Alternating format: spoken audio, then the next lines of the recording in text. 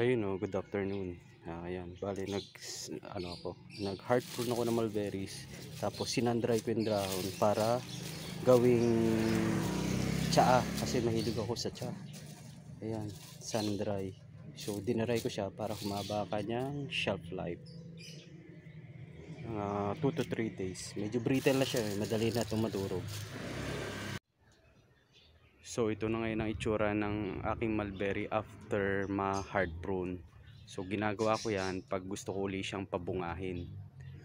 So kinakalbo, tapos tinitrim yung mga sanga-sanga niya. Tapos may napanood akong vlog na kung saan ay binebend yung kanyang mga sanga para daw mag-promote ng mas maraming bunga. So let's see after 2 weeks kung magiging successful yung ginaya kong method ng pagpapabunga ng mulberry. So gaya ng gawin nyo kung gusto nyo rin pabungahin ng inyong mulberry hard prune.